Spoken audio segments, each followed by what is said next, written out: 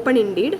Nalsar University show how meaningful action can be taken for LGBTQI plus inclusivity by listening to students. On Saturday, Nalsar University of Law in Hyderabad announced that floor in one of its hotel will be gender neutral space for students who self-identify as LGBTQI+.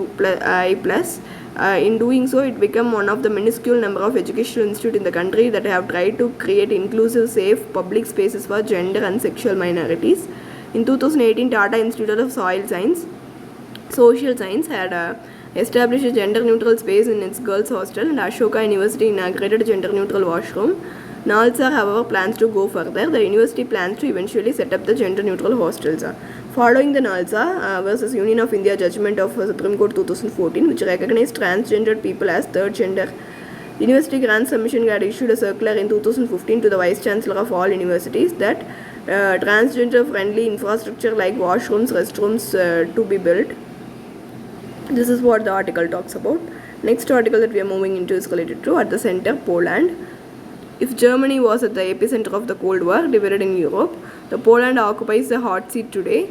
Unlike a dividend Germany troubled by its status of fulcrum, Poland has risen to the occasion. As President Vladimir Putin's invasion of Ukraine turns into total war between Russia and the West, Poland had emerged as a new geopolitical node of Europe. At the end of the visit to Europe last week, US President Joe Biden delivered a major speech in Poland's capital, not only condemning Putin's aggression but also calling for its ouster from Kremlin. White House official sought to walk back Biden's remark by clarifying that he was not calling for regime change in Russia, that his remark was not part of written text. Washington is bent for regime change in Russia. There is no doubt now that the prospects from any near-term political reconciliation between the West and Putin's Russia has dimmed significantly. Kremlin was quick to remind that US President does not decide who rules Russia. It also sent an even more powerful message of bombing Lviv, a western city of Ukraine close to the Polish border. Central European nations have long been viewed peripheral to Europe geopolitics. They were treated as passive buffer between Russia and Western Europe. Not anymore. The Central Europeans are now finding their voice. The Russian war on Ukraine has now given the Central European states an unprecedented political role in shaping the regions further. They no longer accept a secondary status to traditionally dominant Western European powers in the region hierarchy. For the Central Europeans, the Russian invasion is a "we told you so" moment. Unlike the establishment in Western Europe and Northern America that saw Putin as rational actor and Russia as a weak regional power, Central Europeans never stopped warning about Moscow's biting geopolitical ambitions.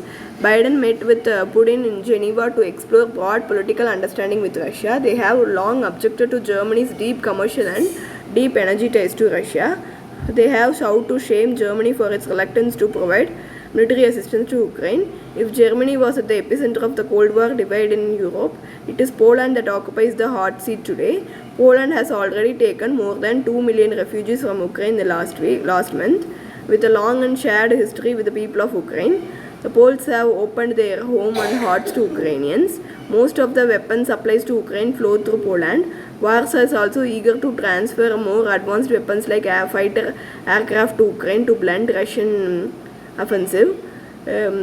Pathological afflicted by Russophobia. Russia, of course, has its own memories of Polish Lithuanian imperialism.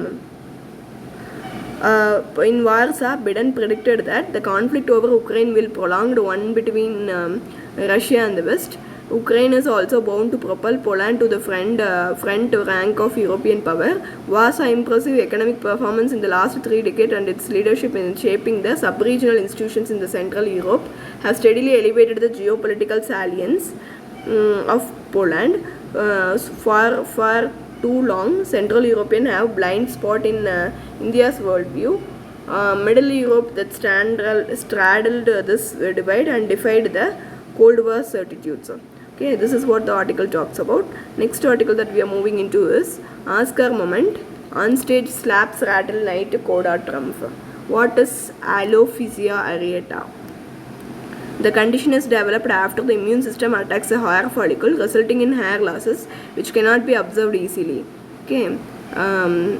Pinksett-Smith suffers from a condition known as alopecia areata, a condition that causes sudden hair losses in patches. It mostly occurs in people who have family history of autoimmune conditions such as diabetes and thyroid, doctor added. Okay. The next article that we are moving into is related to biosamples for criminal files. Bill tabled in Lok Sabha proposes to allow police and prison authorities to collect and store biological samples of certain accused and convicts. What are the government's objectives and what concerns does this raise? Government introduced a Criminal Procedure Identification Bill 2022. Police and prison authorities to collect, store, analyze physical biological samples including retina and iris scan. What is the proposed law? It compels criminal procedure bill introduced by compels certain individuals convicted accused of offences to share the biological personal data. This has raised concern about the excess state surveillance and violation of privacy. Section 2(1)(b) of the bill defines measurement to include finger impression, palm impression, palm print impression, footprint impression, photograph, iris, retina scan, physical biological samples and their analysis, behavioral attributes including signatures and handwritings. Criminal Procedure Code 1973 Section 53 relates to medical examination of person arrested. Measurement under 1920 Act involved only finger impression and foot impression. What does the law applies to? It proposes that law applies to three categories of individuals: those convicted of an offence punishable under any law for the time being in force, and these provisions involving suspected criminals or habitual offenders with a view of preventing the crime; those arrested in connection with the offence punishable under a law in force or detained under any preventive detention law. This would include National Securities Act or Public Safety Act. Additionally, the bill states that except for those accused of offence committed against a woman or child, or any offence punishable with imprisonment for a period that is not less than 7 years, a person accused of any other offence can refuse to allow taking of his biological sample under the bill. The bill says that even if such data is collected from the accused, it can be destroyed from the records unless a magistrate in writing direct otherwise after the accused is released without trial or discharged or acquitted by a court. How will this data be stored? The bill states that National Crime Record Bureau shall be entrusted with biological data collected. National Crime Record Bureau can collect the records of measurement from state government or union territory concerned. Given that policing is still a state subject, it remains to be seen if any states refuse to share this information, but the bill provides a legal framework for police to carry out the surveillance using technology. However, the bill states that the rules will necessarily be placed before the state legislature or parliament. Okay. Next continuation of this is conflict with fundamental rights. Supreme Court landmark rulings in Duraisamy versus Union of India made it clear that any state action infringing on the rights need to be backed by legislation. It also laid down the threefold test to allow such law. First, activity must be backed by law. Second, the state must have a legitimate interest in the subject to bring in such a law that collides with the fundamental rights. Third, a state's infringement must be proportional to its aim. Other concerns are the bill also brings to right focus of the prisoners and the right to be forgotten, since the biometric data can be stored for 75 years. In Duraisamy judgment discusses it as a facet of fundamental right to privacy. In Duraisamy case 2, in 2018, the Supreme Court upheld the Aadhaar scheme and allowed the state to collect fingerprints and iris scan for welfare schemes. Over the years, integrating data scaling up. Towards integration, the government has been digitizing the fingerprints since the time UPA has in power, with the plan to integrate all fingerprints available with the state and center into the crime and criminal tracking network. It has embarked on a project to integrate iris scan and facial recognition system together. In 2018, National Crime Record Bureau assesses the fingerprint data of the Aadhaar to identify the criminals. NCRB is a nodal agency for the implementation of CCTNs. Aadhaar law, its data could be given to any criminal investigation agency. Effort at scaling up. The idea of integrating the data from new investigation tool was envisaged as a part of phase 2 of the CCTNs, which aims to connect all police stations across the country with all their crime and criminal data into the central database for real-time access to information on criminals. Home Ministry is working on integration of fingerprint database of the Central Fingerprint Bureau and get the Next, fingerprint image software, a technology used by US Federal Bureau of Investigation to match the fingerprints. Lesson from the past.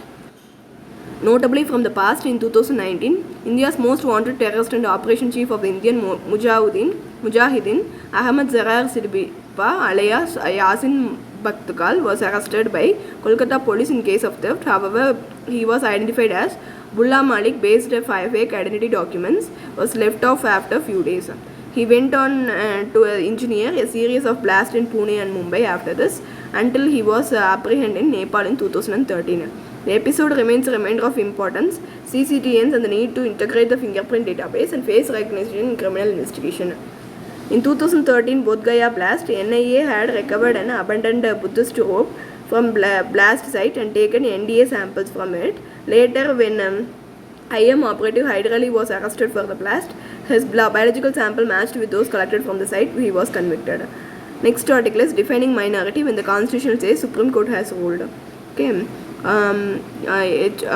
Supreme Court gave the centre 4 more weeks to place its stand on prior changing the centre's power to notify minorities under National Minorities Commission Act 1992, seeking minority status for Hindus in states where numbers have gone below that of others.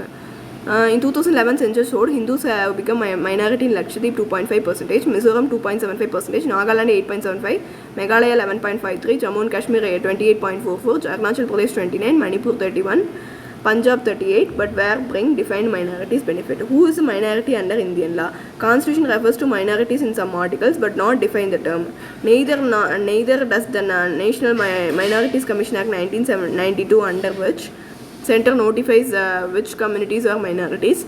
In the Constitution, Article 19, which deals with the protection of interest of minorities, distinct language, scriptures as culture of its own, shall have the right to conserve the same.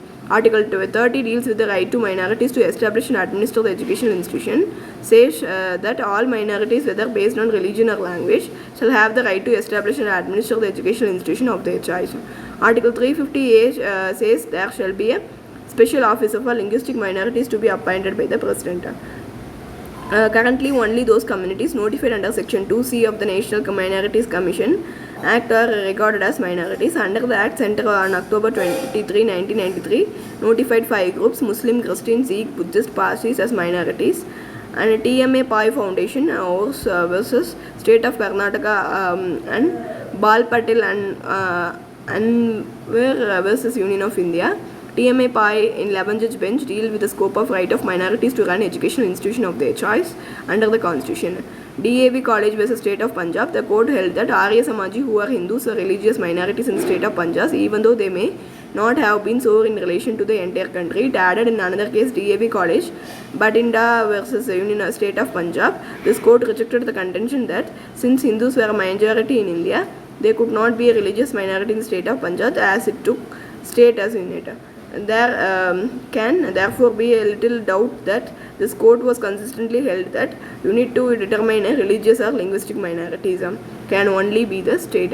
Henceforth, the unit of determining the status of both linguistic and religious minority would be state. If their state has to be regarded as one of the unit of determining linguistic minority vis-a-vis Article 30. The position with regard to religious minority is similar.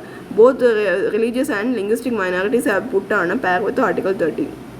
Next article that we are moving into is related to glitches may spoil UPI 5 billion monthly payment milestone. The government has done away with merchant discount rate on UPI RuPay transaction from January 2020 to promote the digital payment. MDR is a percentage of transaction made through digital means is paid by the merchant to the bank card network on the payment gateway. Merchants often pass on MDR to end consumer making the payment. It has increasingly become sustainable for banks and fintechs to operate at zero MDR, that is a merchant discount rate. Okay, this is what the all about. If you like the video, please do share, comment, like and subscribe. Thank you.